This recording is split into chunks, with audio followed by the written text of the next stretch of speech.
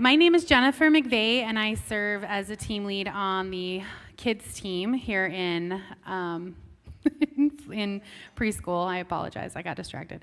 Somebody was waving at me from the back, and it wasn't a child. So anyway, we are going to read from Proverbs 6, 6 through 11, which in the blue Bibles, which should be in front of you. If you didn't bring your own Bible, you're welcome to take that with you if you don't have one, or just use it for now. It's going to be on page 590. And here at Flourish and Grace, we believe that the Bible is the Word of God. So in honor and reverence for it, if you're able to stand, please stand and join me in the reading of the Word today. Proverbs 6, 6 through 11. Go to the ant, O sluggard, consider her ways and be wise. Without having any chief, officer, or ruler, she prepares her bread in summer and gathers her food in harvest. How long will you lie there, O sluggard? When will you arise from your sleep? A little slumber, a little folding of the hands to rest, and poverty will come upon you like a robber, and want like an armed man. This is the word of the Lord. Thanks, Jennifer. Good morning, Flourish and Grace. My name is Jake Noyes. I'm a lead shepherd here. And I'm excited that I get to have this opportunity to be up here and get into the Word with you guys. As many of you know, Josh Knight, our pastor of Preaching and Vision, is out on sabbatical. And so he's spending this summer really not only spending a lot of time with his family, but resting, growing in his relationship with Jesus so that he can come back refreshed and ready to lead us well. So obviously, as you can tell, based on that information, that my professional vocation is not being a pastor. I actually work in the insurance industry, and in my role at work, my responsibility is to help early career or young producers build a book of business. And that's really just kind of a fancy way of saying that I help young sales folk who are not that good at what they do yet develop into more senior and talented consultants. And it's really interesting work, and I really enjoy it. And each week, I meet with everyone on my team, and we walk through the different aspects of the work. And ultimately, at this stage in their career, they're responsible for generating new appointments and writing new business. And in order for them to do that, I've set certain metrics for them that they need to meet each week, and I think that if they do those things, they'll be successful. Those things are things like, how many cold calls are you making? How many drop-ins are you doing? How many emails are you sending? And if you've ever had a sales job, you know that cold calling is the worst. In fact, I would say that for most people, the reason we don't get into sales or people don't get into sales jobs is because they don't want to do cold calling. And whenever I meet someone who says, gosh, I love to cold call, I think you have a screw loose. But the reality is, if you want to be successful in a sales role, you have to do cold calling. There's no way that you can be successful. You cannot be successful in any sales role if you're not willing to make cold outreaches. And the struggle I have is, like in most organizations, we have several people in my office who have been doing this for 20, 25 years. They're hyper successful in their careers, and they make it look really easy. And the early career producers on my team, these kids, as we call them in the office, they expect to have the same type of success that these guys who have been doing this for 20 years have without understanding or putting in the same type of effort that they have put in. This week, I was meeting with one of my producers, and they said to me, Jake, this job is just way harder than I thought it was going to be. And I said to them, well, what do you mean by that? They said, well, I just haven't written as much business as I thought I would. I worked really hard all week, but I don't have much to show for it. What they were doing in that meeting, by the way, was setting up to say, I didn't set the number of appointments that you asked me to set every week, so they were letting me down nice and easy. And I said, well, let's take a look back at this week. I want to be sympathetic. Cold calling is hard. It is hard to set up new appointments. So let's look back at the week, see how it went. How many cold calls did you make? And the response was, well, I had a fire pop up with a client, so I didn't do as much as I probably would have done on a normal week. And I said, so how many cold calls did you make? They said, maybe 20. Okay. Well, how many drop-ins did you have? How many times did you connect with someone in your network? I just was really busy. I don't think I actually did that at all. All right, how many emails did you send? Maybe 20, maybe 30. That's a really hard place for me because in my mind, I'm like, God, I wonder why this job is so hard. For reference, the expectation for those folks is that they make 150 outreaches per week. I said to that producer, I said, listen, you're right, this job is really hard, but the reality is that 40 to 50 outreaches a week is not going to make you successful. There's no way that if you're doing that little work, that it's going to ever cut it. So when you tell me that you worked really hard this week, I think it sounds like you didn't work really hard this week. And what happened with that individual is they just kept letting other things get in the way. And it wasn't just that they let them get in the way, but they were actively looking for other things to do. Most of the people on my team have 10 clients or less, which in our business is not very many. And so 85% of their time should be dedicated to prospecting. But what I find with all of them is that work is hard, and so they end up finding other things to do to fill their time. They're not willing to do all the work that is required to be successful. And I don't think that they're alone in that. I think we are all guilty of that in our lives. We all have times that there's work that needs to be done, but we actively look to avoid it. And this work can take all types of forms. I think when we use the word work, what we're talking about we often think of vocation, and what we're talking about is physical work today. But we're going to focus on all manner of work and how God has called us to do that. So for you, it might be in an office. You might be in an office, someone who sits at the desk and answers emails all day.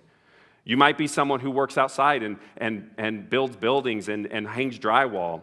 Or it could be also being at home, taking care of the kids, making sure that the house is in order. Maybe for you, it's other work that's outside of what you would call your vocation, and it's things like taking care of an elderly parent who's sick.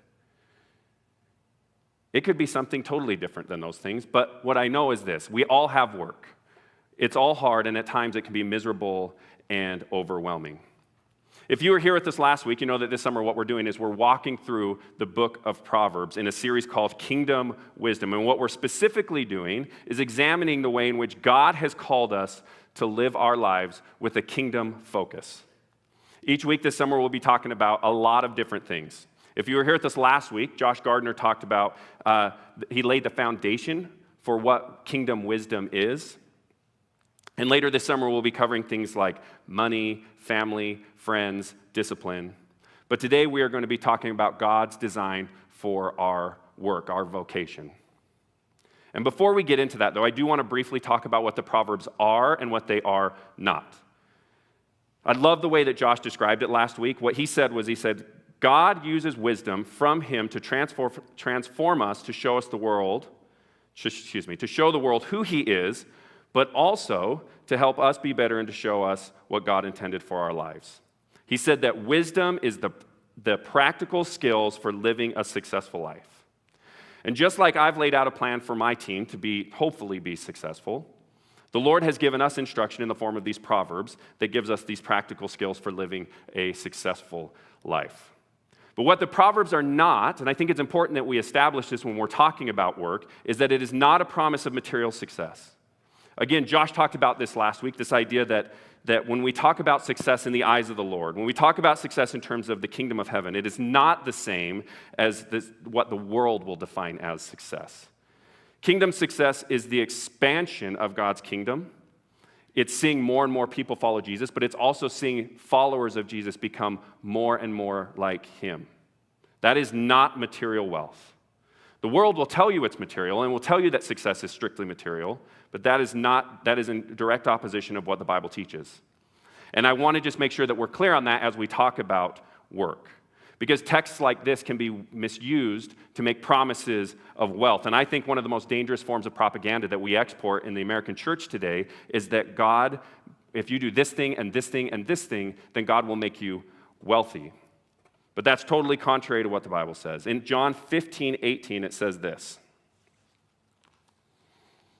It says, "If the world hates you, know that it has hated me before it hated you. If you were of the world would love you as its own. But because you are not of the world, but I chose you out of the world, therefore the world hates you." That does not sound like a life of luxury to me. So that isn't to say that we aren't going to get good things from the Lord. The Bible also teaches us that every good gift is from the hand of God. But as we talk about work, what I just want to be clear on this message is that work is good and we're called to work, but it's not a promise of material success. So, let's talk about what work and vocation looks like in the respect to wisdom. There's 3 points I really want to cover today. The first one is that God designed work for us. The second is that God laid out instruction for what that work should look like. And last, that our work is to glorify Christ and his kingdom. And when we talk about work, sometimes it can be, our vocation or our jobs, it can sometimes be considered a dirty word. How many times have you been sitting at home watching a football game on a Sunday afternoon in the realization that real life starts again tomorrow? There's times where we're sitting there, or even today, there's some big project looming. And it's funny, as I say that sentence right now, I feel that sense of dread punch me right in the gut, that tomorrow is real life again. But here's the reality of the situation, that God designed us to work, and he designed work for us to do. In Genesis, it says that we are created in God's image, and we know that God works. If you were here with us the past few weeks, you heard Josh Knight and Benjer and John Kang and my dad, Randy, all preach on Sabbath. And when we talk about Sabbath, we talk about rest. So the very need for Sabbath implies that there is work. In the creation story, God labors for 6 days, and on the seventh day, he rests. So he builds rest into the rhythm of our week. In John 5, he says, when Jesus heals the man at the pool on the Sabbath, he says, "My Father is working until now, and I am working." I like the way it says this in the New Living Translation. What it says is, "My Father is always working, and so am I." In Philippians, Paul says, "It is God who works in you, both to will and to work for his good pleasure." So we know that God works and is working. And now, obviously, his work looks dramatically different than what our works looks like, but he is working today. We've also been designed to work. In Genesis 1:28, it says, when God created man, he said, "Be fruitful and multiply, and fill the earth and subdue it, and have dominion over the fish of the sea, and over the birds of the heavens, and over every living thing that moves on the earth." Later in Genesis 2:15, he commands Adam to work and take care of it. Again, these are commands to work, and we cannot fill, subdue, and have dominion over the earth if we don't labor at it. And I think that we get a taste of what God intended work for us to be in our everyday lives. I'm not, by any stretch of the imagination, what you would call handy. In fact, I think when I married my wife and my father-in-law found out how incapable I am of managing something as simple as a hammer, he wished that she would have chosen someone else. Our staff here is exceptionally skilled at a lot of things. Josh Gardner makes these incredible bookcases or Bible cases that you've seen. You've at least heard mine because I drop it out in the lobby every Sunday. John Kang recovers Bibles, and it's incredible what they look like when he's finished with them. Josh Knight built me these beautiful bookshelves in my office. Lindsay does all this incredible stuff up in the kids' ministry. And then Benjer's super good at math. So when it comes to being handy, if you were to put it on a scale of 1 to everybody on the staff, I would say that I'm at best a 3. And that's probably being a little generous. But at my house, we just finished a really big project. And you're going to laugh at it, but we have an above-ground pool. And you can all save your judgment, but I love this above-ground pool. And when we bought it last year, it was way more difficult to put up than I realized. When we started filling it last year, it was all wonky, and it was filling at the wrong angle, and we had to do all of these different, put wood under one side and dig out underneath the leg just to try and get it kind of level. So this year I said, we're going to do it the right way. So we went and we bought or rented a sod cutter, cut out all the sod. I dug out 3 inches on one side of the yard and moved it to the other side. We tamped it all down, and when we put the pool up, I am so proud to say that we put the level on that string, and it was perfect. And I think, as a side note, I flooded my backyard when I was filling it yesterday, so it wasn't like it went totally perfectly, but the pool is level. But in that moment, I was so pumped, and the reason is because I think that when we work hard and we do work well, as God intended us to, it gives us a sense of accomplishment, and I think that he wants that for us. I think it's in these moments that God shows us how he intended work for us. And we are going to also work in heaven. In Isaiah 65:21, it says, "They will build houses and live in them." And in verse 23, it says, "They will not labor in vain." The difference is work in heaven will not be full of conflict and stress, but instead it will be restful, it will be rewarding and fulfilling. We'll be satisfied by that work, just like I imagine they were in the Garden of Eden before sin entered the world. Because that's what happens. Just like with most things, when sin entered the world, it corrupted something beautiful that God had designed for us. In Genesis 3, after Adam had eaten from the fruit of the tree, God says to him, he says this. He says, "Because you have listened to the voice of your wife and have eaten of the tree of which I commanded you, you shall not eat of it. Cursed is the ground because of you. In pain you shall eat of it all the days of your life. Thorns and thistles it shall bring forth for you, and you shall eat the plants of the field." The punishment for our sin, when it relates to our work, is that it is hard. And I think that's one of the reasons that we see work decline each and every year in the United States. In his book, Men Without Work, Nicholas Eberstadt says, millions of men in the prime of life languish in a state of economic inactivity and financial dependence, neither working nor looking for work.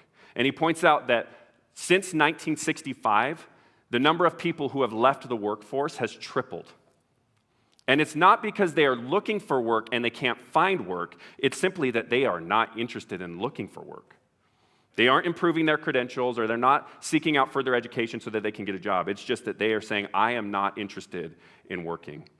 And that is precisely the type of person that Solomon is talking about in our text. So, now let's talk about the roadmap that God has laid before us and look at God's instruction for our lives. In this text, Solomon wisely instructs us on what our lives should look like, and we see God's design and intention for our lives. In verse 6 in Proverbs, Solomon says, "Go to the ant, O sluggard, consider her ways and be wise." And I think it's really interesting that Solomon chooses an ant to illustrate the value of hard work. Because don't get me wrong, ants are incredible little creatures. Remember when you had that one friend with the ant farm growing up? He was kind of weird, or she was kind of weird. Or you had the ant farm and you were the weird friend, just so you know. You would look at those things and you'd think, gosh, this is like a primitive civilization. They have roads that are in the form of tunnels. They operate as a team and manage collecting food and protecting the queen and caring for their eggs. They are amazing little creatures. A few weeks ago, I was digging out in my backyard, and I stumbled upon an anthill. And once my spade hit the dirt and dug it out, there was just hundreds of little eggs. And within seconds, it felt like millions of ants came out of the ground. And within a few minutes, they had moved all those eggs back underground. It was incredible how quickly they accomplished their task. But ants are also at the bottom of the food chain. When you think about an ant, they're very common. They're very simple. An ant, as amazing as that ant is, it's no match for a boot. And I think it's interesting that Solomon didn't choose something, like a wolf or a lion or an elephant, something else that lives in a herd. There's all these amazing, incredible creatures that he could have chose from, but he specifically chooses an ant. And I think that it's such an interesting juxtaposition. And I think the reason that he does that is in a way it scoffs at the sluggard. He chooses this little creature who's insignificant, but is self-motivated, organized, hardworking, accomplished. And he compares that to a human being who is lazy, undisciplined, and unmotivated. And what he does in that moment is imply that the ant is better than the sluggard in the way that he works. In verse 9, it says of the sluggards, it says, "How long will you lie there, O sluggard? When will you arise from your sleep?" So when he's talking about the sluggard here, he's describing someone who is habitually lazy. I like, again, in the way it says it in the New Living Translation, it says, "But you lazy bones, how long will you sleep?" But this isn't just someone who is lazy sometimes. This is someone who is categorically lazy and lazy in thought as well. Proverbs 13:4 says of the sluggard that it is a person that wants much but gets little. So when we're talking about this person, we're talking about someone who not only doesn't want to work hard, to do the necessary work, to put in the effort, but expects to get the same results as someone who does put in great effort. And we all know someone like this. We all have that friend that's always trying to get rich quick, right? The one that tells you this month it's this thing that's going to work, and then next month it's going to be this thing. They always have a get-rich-quick scheme going, and it's always going to get them ahead, but of course they never work. Because the problem isn't that with the scheme, the problem is the effort and the work ethic that the person has. The reality is the reason that it never works is because the individual is unwilling to work. They don't work hard. If they did, they wouldn't need the quick fix solution. And when I think of the ant, or what Solomon says of the ant in verse 7, is he says, the ant needs no chief, officer, or ruler to tell it what to do. When the ant wakes in the morning, it isn't waiting for instruction. It just starts moving forward. Its very survival depends on it moving forward. There's no time to be idle. In verse 10, he says of the sluggard, he says, a little sleep, a little slumber, a little folding of the hands to rest. A habitually lazy person is someone who looks for reasons to put off what needs to be done today. They make excuses for the work that they're not doing. They're actively looking to push things down the road or kick the can down the road. I talked about someone on my team who acted this way, but the reality is I'm totally guilty of this. One of the worst times I ever put something off was when I was in college.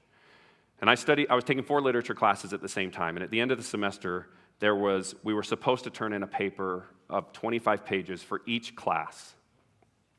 The idea was that we would spend the entire semester writing them. So within the first 3 weeks, we'd selected our topics, we'd started looking into the text that we were going to write about. And each week, we were supposed to carve out time to work on those papers. But instead, what I did was figure out other things that were more important for me to go do. Things like, you know what, I got to run down to the ball field and I got to throw today. I got to go to the gym. I want to go hang out with this cute girl, right? Those were all more important than the papers. And then, until the due date came, and it was the last week, and I had to write 100 pages in 4 days. And a wise person would not have done that. And that's what Solomon is saying. He says of the ant, she prepares her food in the summer. In the present tense, the ant looks at what needs to be done today, and she does it. She isn't looking around for what else she could do or trying to find something that would be more gratifying in the moment, but instead is preparing her bread. She isn't saying just one more minute. She does what needs to be done today. And the result is she gets a successful harvest. That's the last thing that Solomon uses to describe the sluggard, that they're unprepared. In verse 11, it says, and poverty will come upon you like a robber, and want like an armed man. Because the sluggard hasn't taken care of what needed to be done today, they aren't able to prepare for tomorrow, and the result is poverty. Again, that isn't to say that if you work really hard, material success will follow you. You could be the highest performing person in your organization, and the company could close tomorrow and you're without a job. But what I am saying is that if you do not work at all, there will be no result other than poverty. The ant, on the other hand, is prepared for the upcoming season because they spent the summer doing what needed to be done so they could prepare for the harvest ahead. Now, the text doesn't explicitly say this, but I think we can also apply this to our spiritual lives. When we look at wisdom like this, there's often multiple applications. So while Solomon is talking about hard work and vocation specifically in the text, I think we can apply it elsewhere. John Kane is going to talk about this in a few weeks, but it really reminds me of spiritual discipline. If we are lazy in our relationship with Christ, we have no hope for growth with Him.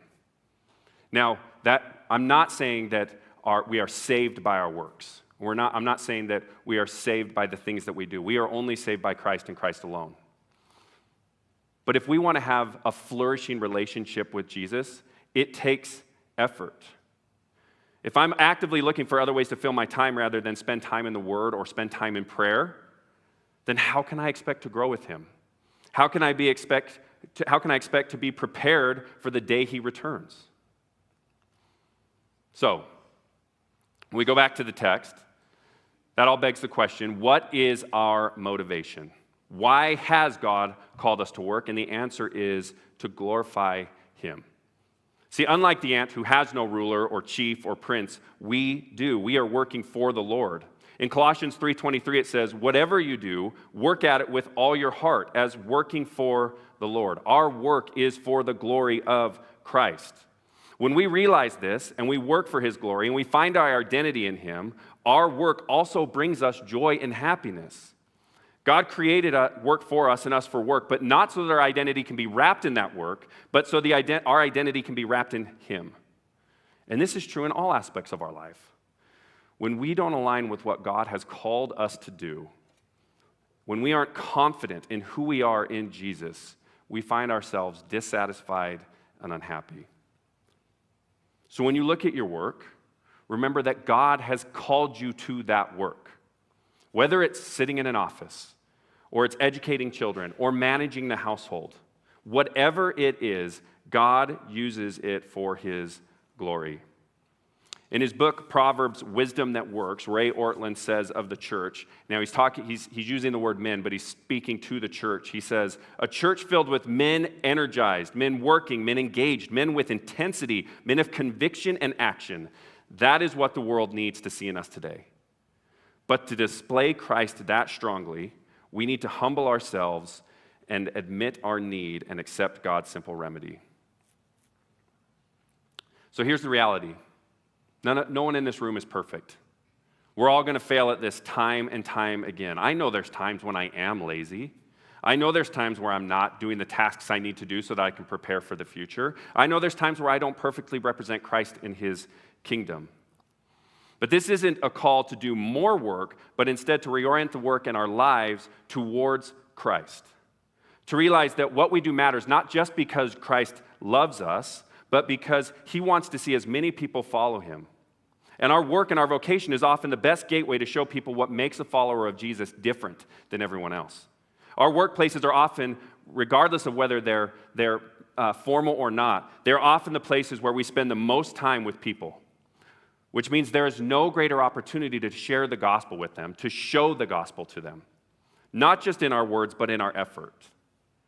And so my question to you is, does your effort at home or at work match what God has called us to do? Because we've all met and know individuals who claim one thing, but we can see in their actions and the way that they work that it's not validated based on what they're doing. So, 2 quick things as we go about our week. The first one is, how do we do this? How do we accomplish this? So the first one is to go to the Lord in prayer.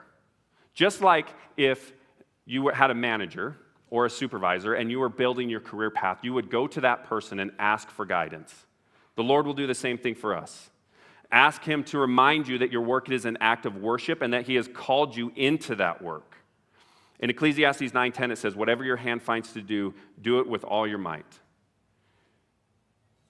Ask the Lord to be reminded that you've been placed where you are intentionally and that the work that you do is for his glory and his glory alone. The second thing I think we need to do is figure out what things are detracting from our effort. We need to identify those, control them, or eliminate them.